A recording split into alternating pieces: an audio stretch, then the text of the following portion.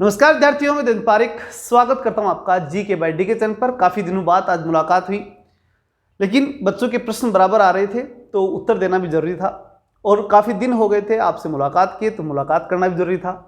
विषय थोड़ा सा ये है कि बहुत से बच्चों ने पूछा कि सर कॉलेज लेक्चर की एग्ज़ाम उसकी वैकेंसी नहीं आ रही, स्कूल लेक्चर की नहीं आ रही, हो क्या रहा है? चुनाव भी इस साल हैं, फिर भी इतना एक्टिव क्यों नहीं दिख रही सरकार? प्रश्न कई हैं, लेकिन उत्तर अगर मेरे से आप पूछोगे तो मैं हमेशा एक ही उत्तर देता हूं, और वो ये कि युद्ध करने के लिए जब जाओगे ना तो उसी समय हाथों हाथ न तो आप हथियार तैयार कर सकते और न ही हथियारों को चलाना सीख सकते। ये दो बातें निश्चित रहती हैं, इसलिए इस विषय पे मत जाओ, बिल्कुल भी आप इस विषय में मत जाओ कि वैकेंसी कब आएगी कब नहीं आएगी। मैं इस समय इसलिए नहीं पढ़ा रहा, उसका एक बड़ा रीजन है कि मैं इस समय पॉलिटिकल साइंस के जो फर्स्ट ग्रेड के विद्यार्थी हैं उनके लिए मैटर बनाने और उनको अपलोड करके उनकी तैयारी कराने में लगा हुआ हूँ। इसलिए आपसे मुलाकात इतनी नहीं हो पा रही, क्योंकि आप में भी इंटरेस्ट उतना नहीं दिखाया कि काफ़ी मैंने पहले वीडियो बनाए थे, डाले थे। और चूँकि निश्चित रूप से मैं भी मानता हूँ कि जब कम से कम सिलेबस तो हो, और इतना तय है फर्स्ट ग्रेड फर्स्ट पेपर का सिलेबस बदलेगा, चाहे बदले 5%, ठीक है, कुछ ना कुछ परिवर्तन तो होगा। और कुछ अपेक्षाकृत जो सूचनाएं मेरे पास आगे और भी आ रही हैं वो भी थोड़ी सी अलग प्रकार की हैं, वो भी आप बताने के लिए मैं आपके पास आज आया था। वो ये हैं कि जो नई शिक्षा नीति है, नई शिक्षा नीति का अगर सर्कुलेशन जारी होता है, सिस्टमेटिक रूप से वो लागू होती है और राज्य सरकारें अगर उनको सही रूप में इम्प्लीमेंट करती हैं तो थोड़ा बड़ा परिवर्तन भी इसमें संभव है। फर्स्ट ग्रेड की एग्ज़ाम जो है उसमें इंटरव्यू, या ये कह सकते हैं कि एक इस प्रकार की व्यवस्था उसमें दी गई है कि जो भी टीचर बनने जा रहा है, जिसने एग्ज़ाम फाइट कर ली, वो पढ़ा करके बताएगा और उसके अकॉर्डिंग उसके नंबर मिलेंगे, जो KVS NVS इनमें होता है, ठीक है। उसी प्रकार की कंडीशन यहाँ कवर होगी, ऐसा नई शिक्षा नीति के तहत है। अब ये कितना सफल हो पाता है, कितना नहीं, कितना अब की बार लगा पाते नहीं लगा पाते, वो भविष्य के गर्भ में है। लेकिन ये सब चीज़ें कुछ इस प्रकार की हैं कि अभी स्थिति स्पष्ट हो नहीं पा रही। लेकिन मैं आपको एक ही बात कहूंगा जो बिल्कुल स्पष्ट है, उसमें किसी प्रकार का संशय नहीं है, और वो ये कि अपने हथियारों को, जिसमें दो महत्वपूर्ण हथियार मैं आपको बताऊंगा। एक, वो चीजें जो फर्स्ट पेपर में चेंज नहीं होती, जैसे पॉलिटी आएगी 100% आएगी, कोई चेंज नहीं कर सकता। इसमें जो ज्योग्राफी का पार्ट है वो आएगा, कोई चेंज नहीं हो सकती। मैथ आएगी, साइंस आएगी, ये आएंगे, ये नहीं हट सकते, ये आएंगे, क्योंकि जो फर्स्ट पेपर बनाया जाता है, जो फर्स्ट पेपर बनाया गया है, उसका टारगेट एक ही है।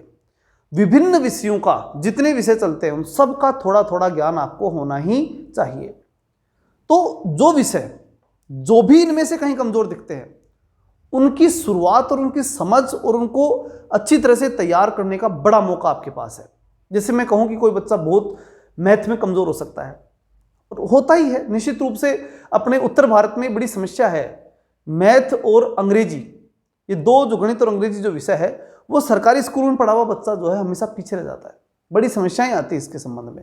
अंग्रेजी के बारे में तो इतनी ज़्यादा समस्या उत्तर भारत में कि 4% देते हैं ना अपने को, उनमें भी युद्ध रहता है और डर लगता है कि कहीं 40 का आंकड़ा नहीं पकड़ पाए तो। और ऐसा हुआ इस बार, यह भी एक सत्य है कि ऐसा हुआ, 40% नहीं पकड़ पाए विद्यार्थी। बड़ी बात फिर बहुत से रह गए, फर्स्ट सेकंड पेपर में बड़े नंबर लाए लेकिन फर्स्ट पेपर में रह गए। ये बड़ा कारण रहा उनका। तो इसलिए मैं कहूँगा कि मैथ, इंग्लिश, इन विषयों को समझिए, अंडरस्टैंड कीजिए, और विशेष रूप से 6 से लेकर के 6ठी क्लास से 10वीं क्लास तक की जितनी भी NCERT किताबें हैं, अकॉर्डिंग टू सिलेबस, उनको ढंग से 1 बार 2 बार 3 बार उनको निकालिए और अच्छे से निकालिए। मैथ के लिए तो विशेष रूप से कहूंगा 10-12% बढ़ जाते हैं सारे मैथ के मिलाकर के, और बड़ी टक्कर देते हैं और बड़ा नुकसान भी कर देते हैं और बड़ी सफलता भी दिला देते हैं। जल्द ही एक विद्यार्थी का मैं इंटरव्यू आपके सामने लाने वाला हूं, इकोनॉमिक्स के अंदर जो हमारा स्टूडेंट रहा है। अभी रिजल्ट जो इतना आया है उस रिजल्ट के अकॉर्डिंग डबल में है, और उनके बहुत ज़्यादा नंबर, डबल में जितनी कट ऑफ गई उससे बहुत ज़्यादा नंबर उनके आए हैं। तो अब देखते हैं कितना रहता है। लेकिन हाँ, उनसे निश्चित रूप से मुलाकात कराऊंगा, कितनी भी रैंक आए लेकिन उनसे मुलाकात कराऊंगा। बहुत बढ़िया नंबर उनके आए हैं, क्योंकि वो स्टूडेंट जो है वो हमारे मोहल्ले में ही है, सबसे बड़ी बात तो ये है। और दूसरी बड़ी बात ये है कि वो बचपन से मेरे पास पढ़े हैं, जैसे मतलब कॉलेज एजुकेशन से मेरे पास पढ़ रहे हैं, मेरे संपर्क में हैं, ठीक है, जितना मेरे से पढ़ाया गया मैंने उनको बताया, गाइडेंस एक तरह से सही उनको बराबर मिलता रहा। वो नेट जेआरएफ भी कर पाए, कॉलेज लेक्चर में भी कुछ नंबरों से रहे हैं, वो अब की बार हो जाएगा, और अभी जो है स्कूल लेक्चर में बहुत शानदार नंबर उनके आए। ये सब चीज़ें रही। गाइडेंस का फर्क तो पड़ता है, तो हम सब जानते हैं, लेकिन मेहनत वो सबसे बड़ी चीज़ है। गाइडेंस तो मैं आपको वैसे देता हूँ, कोई दिक्कत हो तो कमेंट करिए, मैं निश्चित रूप से उस पर वीडियो बनाऊंगा, ये पक्की बात है। गाइड का मतलब यही तो होता है, स्टूडेंट की प्रॉब्लम होती है टीचर से पूछता है, मैं आपके लिए हमेशा तैयार हूँ। ये यूट्यूब चैनल उन विद्यार्थियों के लिए विशेष रूप से जिनकी कोई समस्या है, जो कोचिंग जो नहीं कर पाते, किसी प्रकार के फर्स्ट पेपर के बारे में मैंने स्पष्ट कर रखा है कि कोई भी दिक्कत होगी वो मेरी होगी, आपकी नहीं होगी। फर्स्ट पेपर पूरी तरह से मैं ही कराऊंगा और आपको इसी यूट्यूब चैनल पे मिलेगा। अब की बार पूरा प्रयास होगा, जीके तो निश्चित रूप से निःशुल्क रहेगा, यहाँ पर होगा ही होगा यूट्यूब पे, लेकिन चूंकि जैसे मान लो मैथ है, साइंस है, इन विषयों के लिए चूंकि टीचर यूट्यूब पे आते हैं तो वो सब पैसों के लिए देखो काम करते हैं, सभी करते हैं। मैं हो सकता है कि एक इसलिए काम कर रहा हूँ कि मेरे को इतनी बहुत ज़्यादा वो प्रॉब्लम नहीं है कि मेरी आवश्यकताएं ठीक है मैं पूरी कर लेता हूँ, तो यहाँ से इसके माध्यम से यूट्यूब के माध्यम से अगर कमाई नहीं भी हो और बच्चों के लिए मैं कुछ कर भी दूँ तो कोई समस्या नहीं है। बहुत ज़्यादा कमाई नहीं होती, आप शायद जानते नहीं हैं, या फिर जानने का प्रयास कभी करेंगे तो मालूम पड़ेगा, यूट्यूब से डायरेक्ट कमाई बहुत ज़्यादा नहीं होती। कई लोग ऐप ला करके कोर्स के माध्यम से कमाते हैं, वो होती है, उसमें होती है, मैं मानता हूँ। और उसके लिए जैसे मैंने भी फर्स्ट ग्रेड का पेपर जो पढ़ाया है, फर्स्ट ग्रेड पॉलिटिकल साइंस के लिए पढ़ा रहा हूँ, तो ऐप पे पढ़ा रहा हूँ, क्योंकि संभव नहीं है वो इतना बड़ा कोर्स बिल्कुल फ्री संभव नहीं है, क्योंकि फिर मेरे पास मोटिवेशन आना चाहिए कि मैं आपको कुछ कराऊँ। लेकिन फर्स्ट पेपर के लिए मान के चलना कि इतने विद्यार्थी अगर मेरे से जुड़े हैं, विश्वास करे हैं, 22,000 विद्यार्थी लगभग जुड़ रहे हैं, 21,500 के आसपास विद्यार्थी जुड़े हैं, तो निश्चित रूप से ये मेरी नैतिक जिम्मेदारी है कि मैं फर्स्ट पेपर की जीके तो 100% मैंने पहले भी करवाई और अब की बार भी करवाऊंगा, और पक्की करवाऊंगा, पूरी करवाऊंगा। अब की बार कुछ रह भी गए होंगे पिछली बार पॉइंट, लेकिन अब की बार एक पॉइंट पे नहीं रह दूंगा। जीके की तो ये है। और जो मैथ साइंस इनके संबंध में हो सकता है कि कुछ टीचर्स की आपको आवश्यकता भी लगती हो, तो उनके लिए अपन जो है कोशिश तो मैं पूरी करूंगा कि यूट्यूब पे फ्री टीचर लेके आऊं। लेकिन देखो प्रैक्टिकल जब सोचते हैं तो दिक्कत आती है। पहले मैंने कोशिश की थी लेकिन नहीं हो पाया, तो उसके लिए फिर न्यूनतम से न्यूनतम फीस में आपको फर्स्ट पेपर के लिए कोर्स भी अगर हो सकेगा तो हम आपको उपलब्ध कराएंगे। जैसे फर्स्ट ग्रेड वालों पॉलिटिकल साइंस वालों को मात्र 999 रुपये में, पॉलिटिकल साइंस के अगर कोई विद्यार्थी है तो कोशिश निश्चित रूप से पढ़ सकते हैं। 999 रुपये मात्र के अंदर में कंप्लीट कोर्स, जहाँ 5,000 रुपये बाकी टीचर्स पढ़ा रहे हैं 4,000 5,000 रुपये में, मात्र 999 में कंप्लीट वीडियोस और कंप्लीट नोट्स में आपको दे रहा हूँ। वो भी इसलिए कि जो टाइपिस्ट होते हैं, जो बाकी लोग होते हैं, उनको तो भाई पेमेंट करना ही पड़ता है और बाकी चीज़ें होती हैं तो वो संभाल नहीं पड़ती हैं। कुछ मोटिवेशन मेरे को मिलता रहना चाहिए, ये भी जरूरी है, क्योंकि बिना मोटिवेशन के कोई काम नहीं करता इस दुनिया में। तो थोड़ा बहुत मुझे भी मोटिवेशन मिल जाता है, लेकिन महत्वपूर्ण रूप से ऐसा टारगेट ऐसा नहीं है कि वहाँ से पैसे कमाए जाए, ये पक्का है। तो ये यूट्यूब का चैनल का जो मकसद था वो यही था कि हम आपको जीके फ्री पढ़ाएं। तो निश्चित रूप से मान के चलना कि जीके तो यहाँ आपको मैं पूरा कराऊंगा, लेकिन बाकी चीज़ों के लिए अलग व्यवस्थाएं हो सकती है। अब जो महत्वपूर्ण बात आती है ना, वो है कि आप इस समय जो आप तैयारी करें वो किस लेवल पे और कहाँ करें। तो मैंने बताया जो भी मैथ हो, चाहे आपके साइंस हो या फिर अन्य जो विषय, जितने भी विषयों में जहाँ कहीं दिक्कत है ना, तो निश्चित रूप से उनके लिए सीबीएसई, एनसीईआरटी या आरबीएसई किताबों को अध्ययन कीजिए 6 से 10 तक, कम से कम 6 से 10 तक। 6 से 12 पढ़े तो बहुत अच्छी बात है, लेकिन मैथ जैसे विषय में 6 से 12 की आवश्यकता नहीं है आपको, 6 से 10 तक खूब है। मैथ है, इंग्लिश को पढ़िए इसी प्रकार से, इसी प्रकार जो और विषय सांख्यिकी है। तो अभी वो टाइम है जब आप अपने नोट्स खुद बनाएं, खुद तैयारियां करें, खुद उन चीज़ों को ढूंढें जहां आपकी समस्या है।